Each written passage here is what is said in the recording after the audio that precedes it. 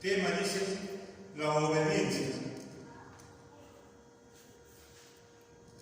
Habla el apóstol Pablo a la iglesia de Filipos en el capítulo 2, versos del 12 al 13. Dice la palabra del Señor: por tanto, amados míos, como siempre habéis obedecido, no solamente cuando estoy presente, sino mucho más ahora que estoy ausente, ocupaos de vuestra salvación con temor y temblor. Verso 13. Porque Dios es el que en vosotros produce el querer como el hacer por su buena voluntad. Filipenses 2, 12 y 13. En el verso 2 habla con mucho amor, dice: por tanto, amados míos. Está mostrando con sus palabras un respeto y una estima, diciéndonos amados míos. Y reabunda diciendo: habiendo obedecido. No solamente cuando Él estaba presente, sino confiando Él mismo que en su ausencia iba a continuar la misma obediencia. Y es lo que nos pide Dios como iglesia. A Dios no lo vemos como lo vieron los judíos hace 2000 años atrás. No lo vemos, pero tenemos que ser obedientes por fe, así como fueron los judíos en ese tiempo. ¿Hubieron rebeldes? Sí, los hubieron los rebeldes. ¿Hablaron de Jesús en su espalda? Sí, hablaron de Jesús en su espalda. Y yo me imaginaba que esos tiempos ya habían caducado y habían terminado. Pero lo mismo pasó con Pablo. Y lo mismo sigue pasando ahora en la iglesia. Quiere decir que la palabra del Señor nos enseña a nosotros a tener una personalidad definida. La palabra de Dios nos enseña a nosotros a enfrentar delante de quien sea algún tema por individual e independiente que pueda ser solamente concerniente a la iglesia. Yo creo que no. Yo creo que no. Porque la Biblia dice que aquel que no denuncia, aquel que no llama ni conversa con el hermano, es cómplice, dice, de lo malo que se puede estar haciendo. Pero la Biblia no dice critica, habla a sus espaldas, no dice eso. Entonces aquí venimos nosotros a tomar una personalidad, según las Escrituras, como una nueva criatura en Cristo Jesús. Yo no sé cuántos, como yo, se sentirán tristes a ver hermanos y hermanas que no están viniendo a la iglesia por consecuencias, no por indisciplina ni por otra cosa, por consecuencias. ¿Y a qué está con nosotros llamados? Nos dice que por el poder del Espíritu Santo de Dios tenemos que hablar, tenemos que ayudarnos, tenemos que ser condescendientes uno con otro. Miren ustedes hasta el extremo que la palabra del Señor nos pone a ustedes y a mí. La Biblia dice: si alguno de tus enemigos tiene hambre, dale que comer. Y está hablando de enemigos, cosas que en esta casa de Dios no nos tienen que haber. Si tienes frío, sácate la capa y dásela, dice el Señor. No abre la boca y critícalo cuando no esté. Que por qué no vino, que por qué esto, y por qué el otro, y por qué el otro. Pero no somos tan definidos como personas nuevas en Cristo Jesús y vamos a visitar a esa persona, a buscar que levantarla, a buscar que animarla. Eso pasaba en la iglesia de Filipos. Por eso que Pablo dice: amados míos, como siempre habéis obedecido, no solamente cuando estoy presente, sino mucho más ahora que estoy ausente. ¿Ocupados de qué? Exhorta Pablo a la iglesia y le dice: preocupados por vuestra salvación, porque la salvación es personal. Preocúpate por tu salvación primeramente. Y preocúpate por ella con temor y con temblor. Quiere decir, bajo todas las circunstancias, busca tu salvación. No permitas que el enemigo ponga cosas en tu mente.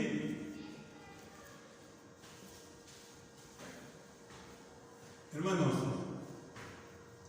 si yo tengo un recipiente con hueco abajo, yo lo voy a poner en el caño y lo voy a comenzar a llenar. ¿Y qué va a pasar? Todo se va a caer, porque es un recipiente hueco que no va a poder sostener el agua. ¿Qué tengo que sacar o hacer? Tengo que desechar ese recipiente con hueco y buscar un recipiente no nuevo, o como puede también ser nuevo, pero tiene que ser un recipiente que no tenga nada, ninguna avería, para que pueda mantener el agua. Tú y yo, cuando el Señor nos habla del agua, nos habla de su palabra. Y hay muchos que están huecos en su cabeza, que todo lo que escuchan le entra por un oído y le sale por el otro y no retienen nada porque son como ese recipiente con hueco. No permiten que esa agua de la palabra baje a su corazón, que alimente al Espíritu Santo y que podamos hacer la obra del Señor, nos cueste lo que nos cueste.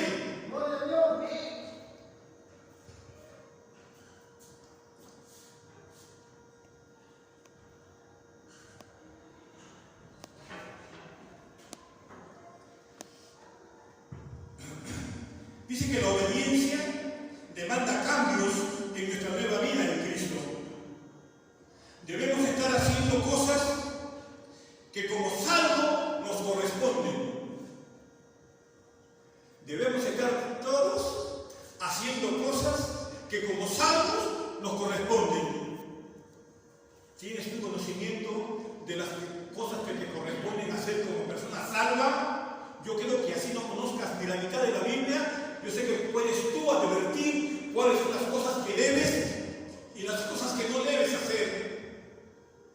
Tú las sabes, hermano. Pero ¿cuánto te cuesta hacerlas?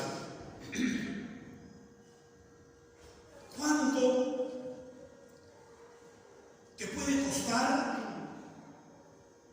romper todos esos pensamientos negativos? Y como dice la Biblia, por medio de tu oración, llevarnos cautivos a los pies de Cristo. ¿Dónde se llevó Cristo nuestros dolores, nuestras penas y tristezas? ¿No dice que todo se lo llevó en la cruz? ¿Y tú crees en el Señor que se las llevó en la cruz? Ponle lo que está estorbando en tu vida. ¿Saben por qué? Porque va a llegar el momento en que tus pensamientos y tus palabras ya no van a dañar a nadie, sino te van a dañar a ti. Porque me imagino, hermano, que debe ser muy triste y muy penoso poner lo humano por encima de lo de Dios.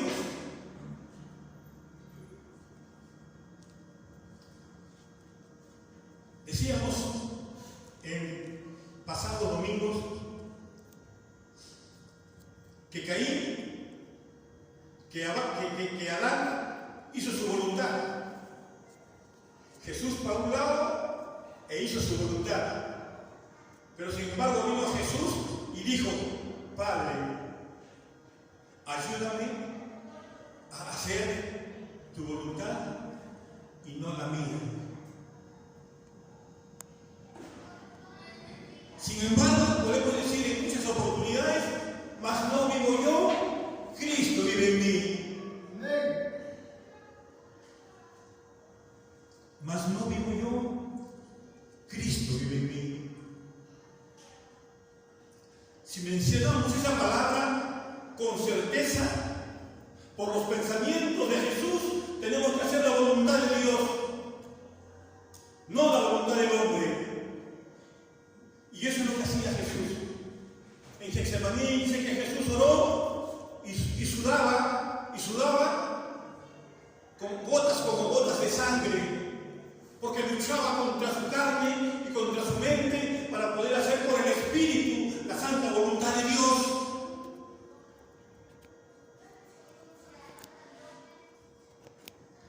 En nuestros hogares, ¿qué pasa cuando un hijo incumple una regla del hogar?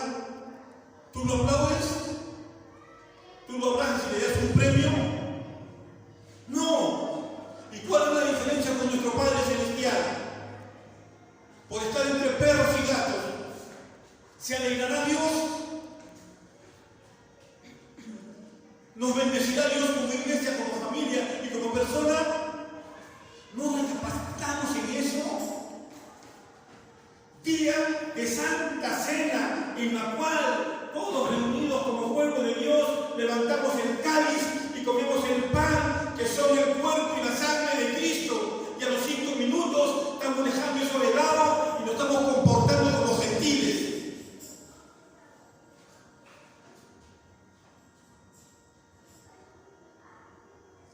Estamos alabando a Dios, estamos adorando a Dios. Me pregunto yo que el Espíritu Santo estará ministrando en nuestras vidas por medio de sus cánticos, o los cantamos porque ya los conocemos y sabemos que son bonitos.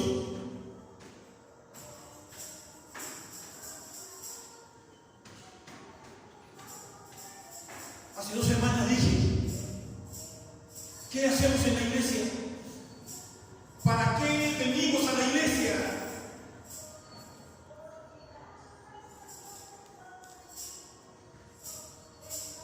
Si tú escuchaste esa palabra y escudriñaste esa palabra, tienes que entender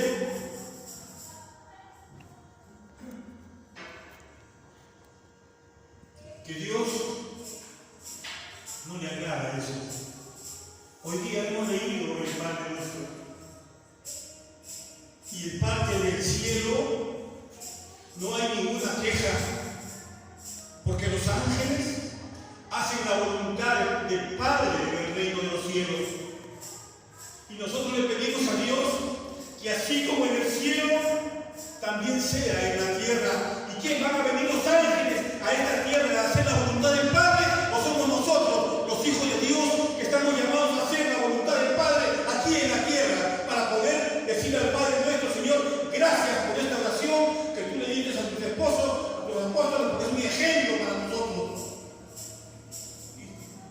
Y sigue ayudándome, Señor, para poner por obra todo lo que a veces no entiendo porque soy necio. ¿Qué pasa, iglesia? ¿Qué pasa, iglesia de Dios? Padre, en el nombre de Jesús, tu Hijo amado, yo te ruego en esta hora, Señor, que quites de nuestra mente todo aquello que estorba, Padre, todo aquello que no sirve, que no vale. Apártalo de nosotros, mi Dios. Solamente te necesitamos a ti, porque tú mismo has dicho en tu palabra: basta que mi gracia, yo soy suficiente para ti y para todos tus problemas. Y si no es un problema ajeno, también para eso sirve el Señor, porque Él es absoluto y Él es fiel.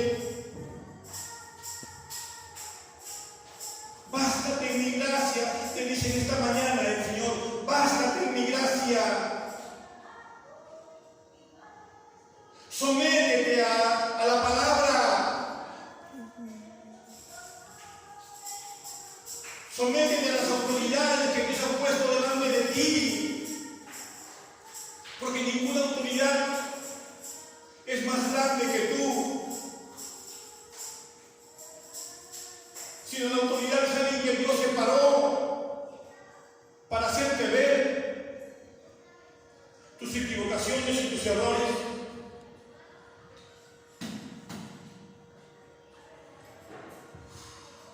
En Romanos 6, Pablo nos dice, Pablo nos da razones para que obedezcamos, razones que emanan del corazón de Dios, para que el creyente no peque, porque es posible que el creyente no practique el pecado. El que tú entiendas que la gracia ya lo hizo todo por ti, ya la gracia lo hizo todo por ti. Por eso que decíamos, bástate en mi gracia, que dice el Señor. Bástate en mi gracia, ya todo está consumado, dijo Jesús en la cruz. ¿Qué tiene que pasar? ¿Qué tiene que pasar para que podamos entender que la palabra del Señor es poder? Pero la palabra del Señor solamente es poder para aquellos que creen. Y aquel que no hace la voluntad de Dios es porque no ha creído.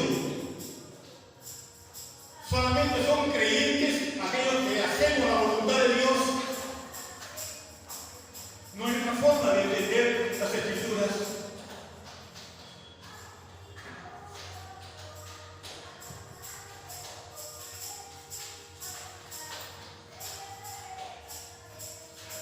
Hay una razón para no pecar. Porque lo que hemos muerto para el pecado, ¿cómo vivimos en él? ¿Cuántos han muerto para el pecado? ¡Amén! ¿Se nota claro? Ahí está la respuesta. Ahí está la respuesta. No la voy a volver a repetir, porque el Señor no es sordo. ¿O no sabéis que todos los que hemos sido bautizados en Cristo moriremos con Él para ser sepultados juntamente con Cristo? Y su sepultura, a fin de que como Cristo resucitó por la vida del Padre, igual nosotros resucitados para una nueva vida. ¿Tendremos una nueva vida? ¿O tendremos una vida a medias? ¿O aún seguimos viviendo como el viejo hombre? La respuesta la tienes tú, por tus pensamientos y por tus actitudes. En la cruz, Jesús tuvo victoria sobre Satanás y se está manifestando la justicia y el amor de Dios por Él, porque Él venció. Debemos considerarnos muertos al pecado y resucitados para Dios. Debemos considerarnos. Hermano, escúchame, debes considerarte muerto para el pecado, muerto para las cosas malas y resucitado viviendo juntamente con Cristo por la obediencia, que es por la fe que tenemos en aquel que no vemos, pero decimos que hemos creído. No es muy difícil para nadie identificar a un cristiano. No es difícil, hermano. No tenemos que revisar toda la Biblia ni hacer comparaciones. No. La Biblia dice, por sus frutos os conoceréis, no por lo que dicen, sino por lo que hacen. Amén. Amén. Se acabó. Se acabó. Yo considero un hijo de Dios aquel que se esfuerza por hacer la voluntad de Dios. Tenemos errores, sí. Vamos a pecar, sí. Pero ya no somos hijos de pecado, porque nosotros la mentira no es una costumbre. Ya no somos hijos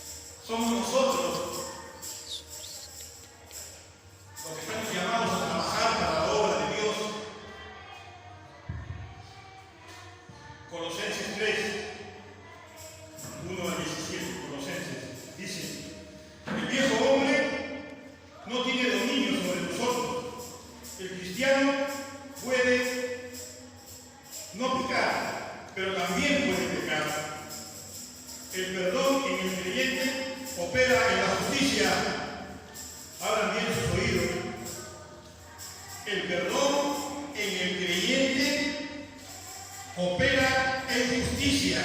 Dios no nos conoce por los frutos. Equivocada interpretación muchas veces sobre este texto. Dios no nos conoce por los frutos. Son los hombres que se conocen por los frutos. Son los hombres que nos conocen por los frutos.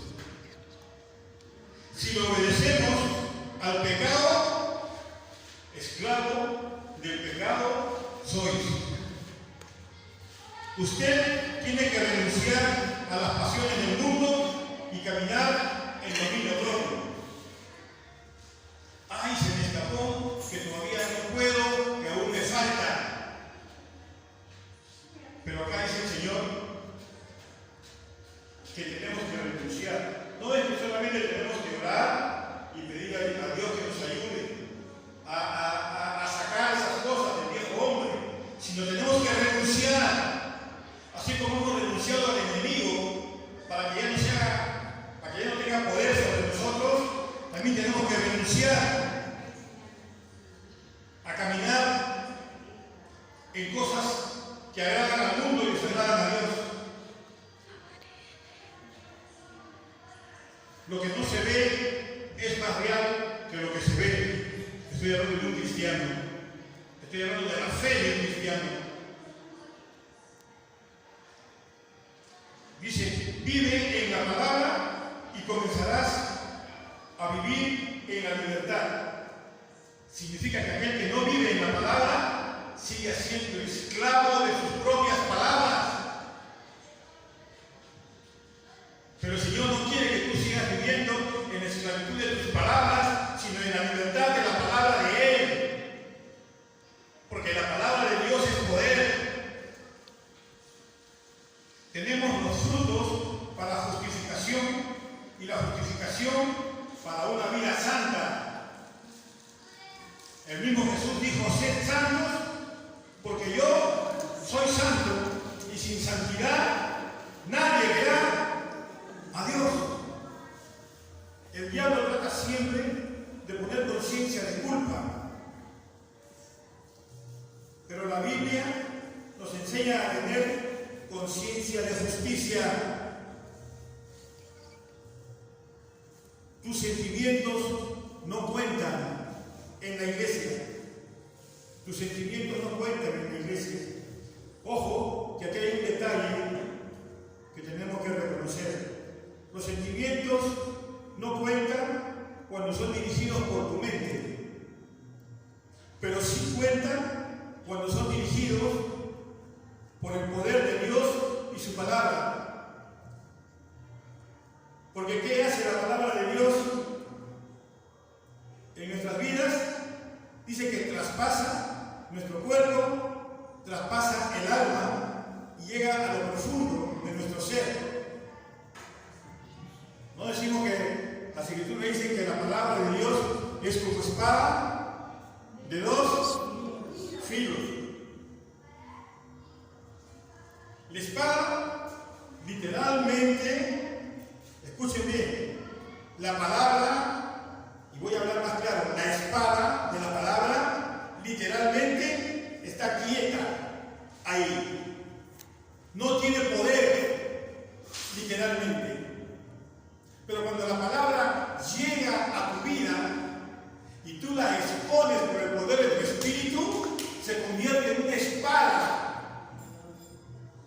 Y es ahí donde traspasa el alma y llega a lo profundo de tu ser, porque solamente el Espíritu Santo es el que convence de pecado con la poderosa palabra de Dios convertida verdaderamente en espada.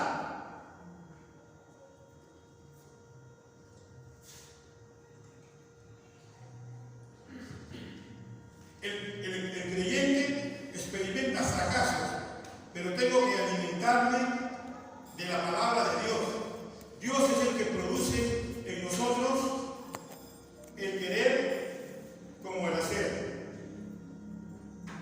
Hermano, como cualquier producto, dice, el Señor produce. Quiere decir que el Señor toma de la nada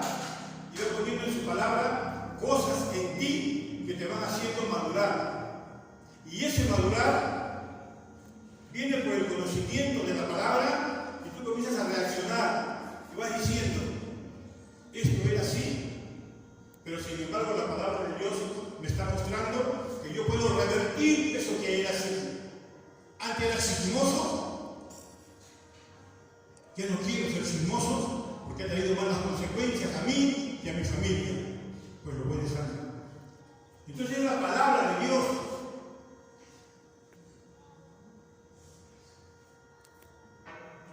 las que nos va renovando a cada uno de nosotros. Y eso de renovación lo encontramos en el libro de Romanos. Hebreos 13, 20 y 21. Que el Dios de paz, ¿Dios de qué es nuestro Dios? Dios de paz. Dios de paz. Paz. Y el Jesús mismo lo dijo en la cruz. Mi paz os dejo, mi paz os doy. Pero no la doy como la da el mundo, sino como la da mi Padre. No es la paz de un beso y de un abrazo hipócrita. No. Es como la da mi Padre. Sincero. Lleno de amor. Dice amor ágape.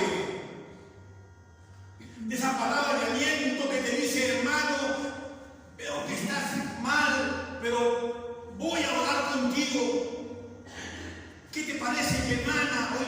Mañana hacemos un ayuno por tu caso. Yo te acompaño en ese ayuno. Vamos a ayunar en el nombre de Jesús. Yo sé que el Señor va a hacer cambios en tu vida. Va a cerrar tu boca a toda palabra necia. Y solamente va a salir agua dulce de tus labios. Que aquel que te quiera que te escuche se va a sentir agradecido de Dios por tener un hermano y una hermana como tú. Que hable cosas bonitas, que hable cosas lindas. Y que en el momento que te tenga que llamar la atención por algo, en el nombre de Jesús, tú lo atiendas por el testimonio de quien te está hablando. Si yo no tengo moral para nada, pues me callo la boca. Pero cuando doy ejemplo, tengo la moral suficiente para levantar mi voz y decir, esto deben hacer porque yo lo estoy haciendo primero.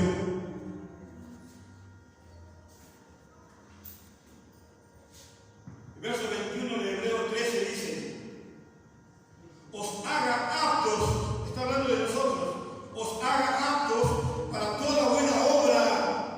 Es para lo que tú fuiste creado, hermano, para buenas obras. Y lo voy a repetir 3 veces. Tú fuiste creado para buenas obras.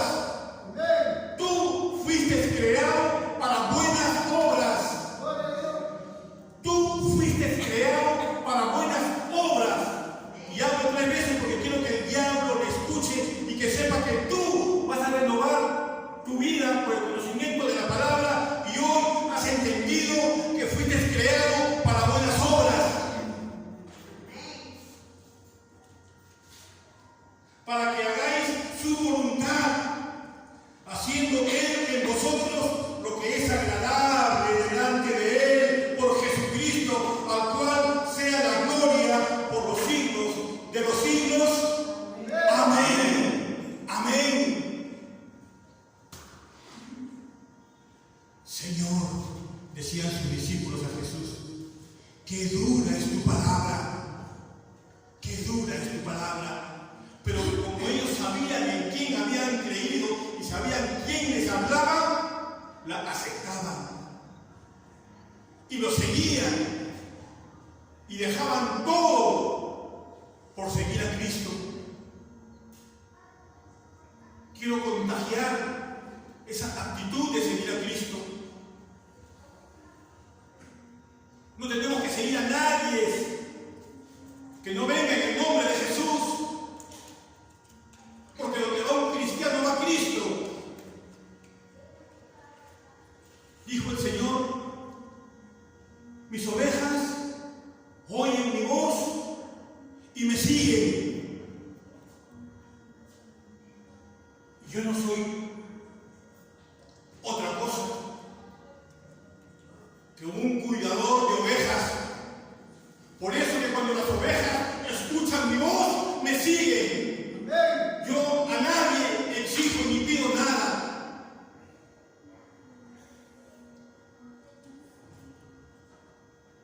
Porque Dios sabe por qué me puso acá. Porque Dios sabe hasta cuándo me querrá tener acá.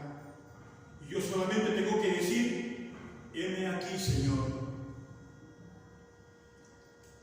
Solamente quiero terminar diciéndole a la Iglesia de Jesucristo, camino a la vida eterna: quita tus oídos de toda palabra necia y escucha a tus ancianos por el testimonio de su vida, que vale la pena escucharlos.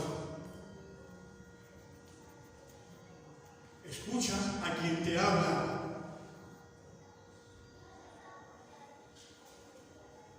Aquí en la tierra y en este lugar de Pachacute somos un grupo. Somos un grupo. Estuve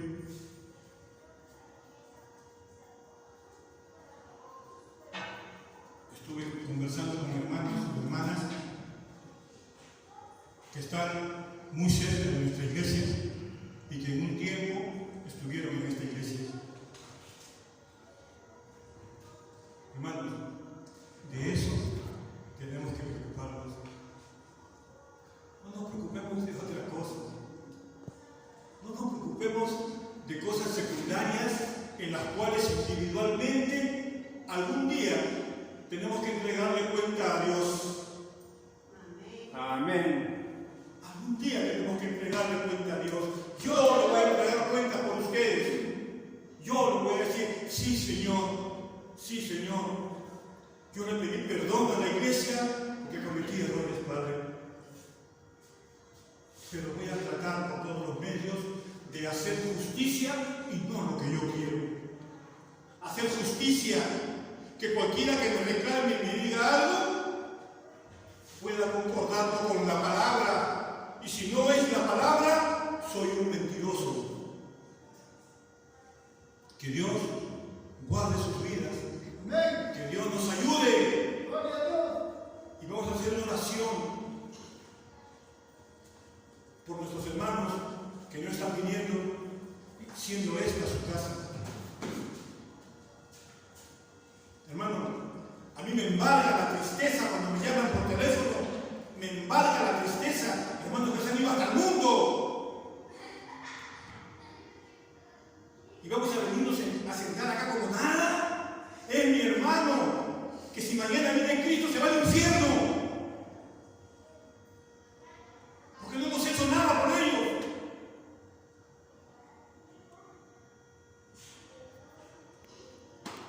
Es la verdad, hermanos. Vamos a ponernos de pie.